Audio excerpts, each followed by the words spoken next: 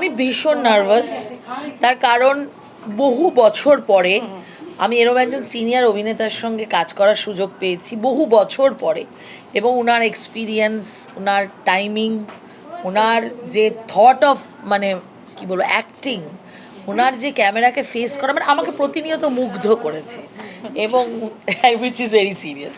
হ্যাঁ, এবং আমি মিটু এই মিটু কিন্তু অন্য ব্যাপার হয়ে যাচ্ছে, তুই করবি এটা মিটু ফিটু আবার কি অন্য, আমি তোকে পরে বোঝাবো, বাচ্চা আছিস বাচ্চা থাক।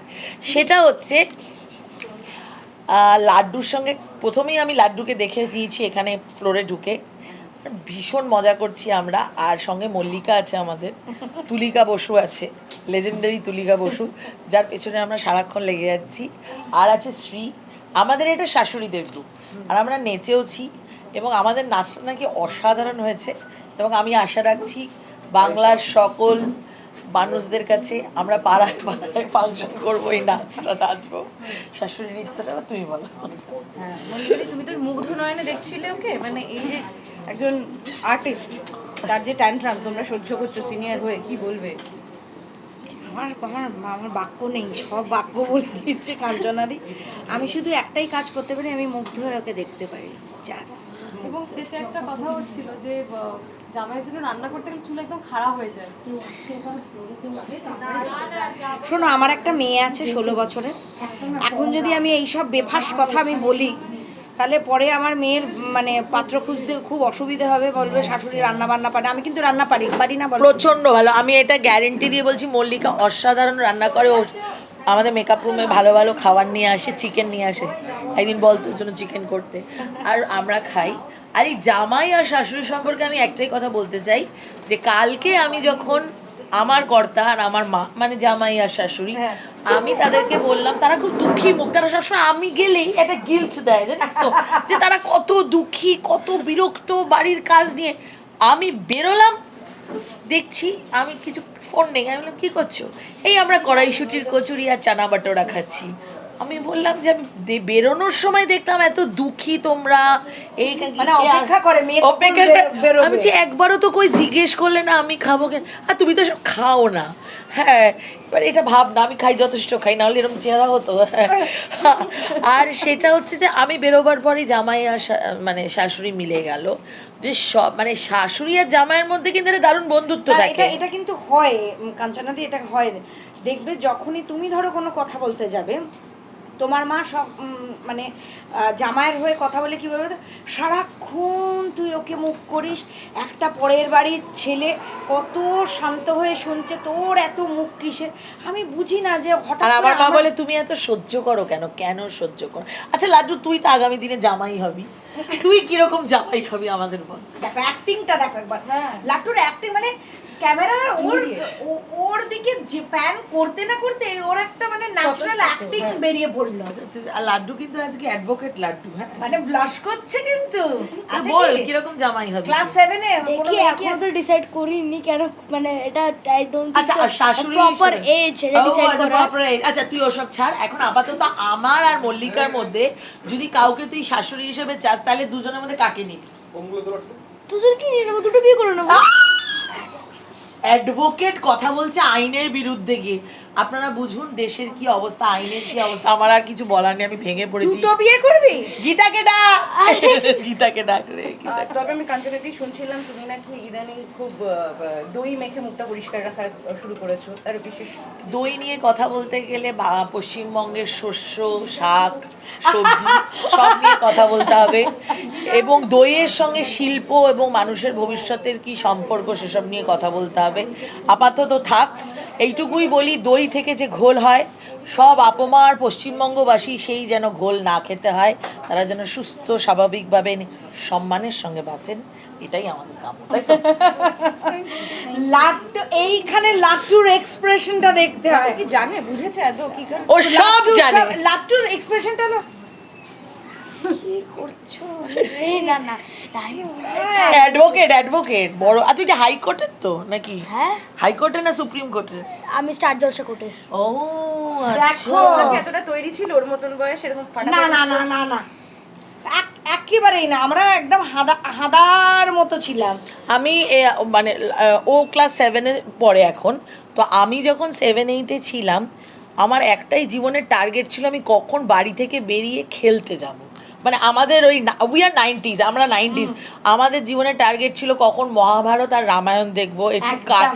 কার্টুন দেখা মানে একটা বিরাট ব্যাপার। কার্টুন তো আসতোই না, মানে আর আমাদের এই ওটাই। যে এখন তো জামাই ষষ্ঠী মানে সামার ভ্যাকেশনে মানে মনে আছে কাঞ্চনাদি আমাদের ওখানে ছুটি হতো। হ্যাঁ, ছুটি হতো, আর ভালো ভালো বাংলা ছবি বাংলা দেখাতো। ছবি দেখাতো। আমরা সোনার কেল্লা দেখেছি, আমরা গুপি হীরক গাইন, রাজা, হ্যাঁ। গুপি গাইন, এইগুলো কিন্তু আজকের বাচ্চারা মিস করে। আমি অনেক মেয়েদেরকে জিজ্ঞেস করেছি মেকআপ রুমে যে তোমরা হীরক রাজার দেশে দেখেছো কিনা, খুব স্যাডলি তারা বলে না দেখেনি। আমি তাদেরকে একটাই প্রশ্ন করি, তারা গরমের ছুটিতে করতোটা কি, video apart of video games and apart of but আমরা কিন্তু ফুলেস্ট ওটা- বেঁচেছি। আমরা একদম তাই। আমরা তপন সিনহার হারমোনিয়ামও দেখেছি, একদম, আমরা গুপি গাইন বাঘাবাইনও দেখেছি, হীরক রাজার দেশেও দেখেছি, তরুণ মজুমদারের নিমন্ত্রণ দেখেছি, আমার সব মনে আছে। আমরা চিচিং ফাঁক দেখেছি, একদম বুঝেছো? একদম। চিচিং ভাগটা দেখিনি, বাকি ওই গুপি গাইন বাঁকা পাইন তুমি ভালো বাচ্চা, তুমি ভালো বাচ্চা। না, আমাদের 90s এর বাচ্চারা কিন্তু সত্যি মানে খুব স্বতঃস্ফূর্তভাবে আমরা কিন্তু সবটা করেছি, কিন্তু আমরা প্রেম করলে ওই প্রেমের মজাটা বুঝেছি যে মানে একটা চিঠি দিয়ে যে কত মানে মিষ্টি একটা প্রেম হতে পারে, বা একটা বাইকের হর্ন চিনে বারান্দায় দৌড়ে যাওয়ার সেটা যে কত মিষ্টি প্রেম হতে পারে, বা বিয়ের বাড়ি গিয়ে সেই গান শুনে মানে চোখে চোখ রেখে মানে সব কথা হয়তো এই গানের মাধ্যমে বলে দেওয়া, এইগুলো কিন্তু আমরা ভীষণভাবে এনজয় করেছি। আমরা ভীষণ এনজয়। আর আরেকটা জিনিস এনজয় করতাম, শীতকালে হোক কি পুজোর আগে হোক, পাড়ায় ফাংশন বা জলসা, একদম। সেখানে কিশোর কণ্ঠীরা আসতো, লতাজি কণ্ঠী আসতেন, আশাজি, মানে ওটা একটা বিরাট পাওয়া। এখন সব হারিয়ে যায়। এখন না, আমি যেরকম নাচতাম বলে কাঞ্চনাদি আমাদের বাড়ির মোড়ে মোড়ে না রবীন্দ্র জয়ন্তী বা পাড়ার মোড়ে মোড়ে রবীন্দ্র জয়ন্তী, মানে কি বলে রবীন্দ্র নজরুল সন্ধ্যা, এখন জানো এগুলো কোথায় হারিয়ে গেছে। খুব কম হয় না বললে খুব ভুল, হয় নিশ্চয়ই হয়, কিন্তু খুব কমে গেছে জিনিসটা। যাই হোক, ছাড়ো, এখন এইসব নেগেটিভ কথা আমরা বলবো না। আমাদের পাশে অ্যাডভোকেট লাড্ডু আছে, সমাজ সম্পর্কে ওনার কি মতামত আমরা এটা জানতে চাই। লাস্ট তোর থেকেই শুনবো। আমি কি বলবোটা কি? তুই বলবি, বাংলার মানুষের জন্য আপনি কি করতে চলেছেন অ্যাডভোকেট হয়ে, বল। আপনি প্রথমেই বলে সামনে দিয়েছেন ভোট। দুটো বিয়ে করবেন। দেখো, অ্যাপার্ট অফ দুটো বিয়ে, আরে আমি ভোট নিয়ে কি বলবো, আমি একটুকুনি বলতে পারি যেটুকুনি ইনস্টাতে দেখেছি যে সবাই ভোট দাও, ব্যাস। তোর ইনস্টা অ্যাকাউন্ট আছে? তুই হ্যাঁ, কাকে ভোট আছে। আমি আর আমার শাশুড়ি মা মিলে দিয়েছি, Yes, আমরা reels রিল করেছি। বানিয়েছি। তুই কাকে আমার ভোট বলেছি, তোর ইনস্টা আছে?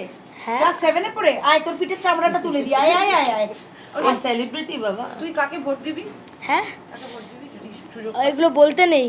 এগুলো বলে এইটা ক্লাস 7 এর ছেলের, এখনকার ছেলের বুদ্ধি। আর আমরা যখন ভোট দিতে গেছি পাড়ার মোড়ে একটা কাকু, আমার এখনো মনে আছে, কাকু জিজ্ঞেস করেছিল কিরে মনাই কাকে ভোট, এই যে আমি আমার বাড়ির নামটা বলে ফেললাম, ও মাই গুডনেস, যাকে তো কাকে ভোট দিলি।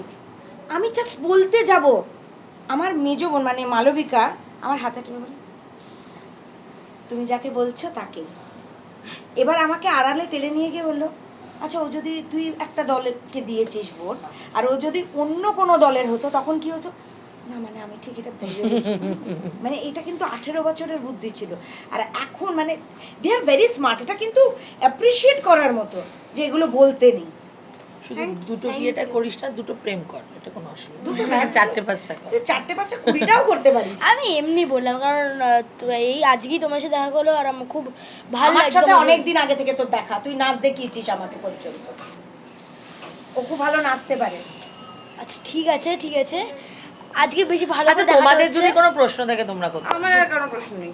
প্রশ্ন নির্বাক, আমাদের সাংবাদিক বন্ধুরা আমাদের এই ইন্টারভিউটা শোনার পর তারা সাংবাদিকতা ছেড়ে দিয়ে নির্বাক হয়ে গেছে, কারণ এমনি পশ্চিমবঙ্গের অবস্থা যা, সাংবাদিকরা এমনিতেই নির্বাক হয়ে গেছেন অর্ধেক, আর আমাদের আজকে ইন্টারভিউটা দেখে আরো নির্বাক হয়ে গেল।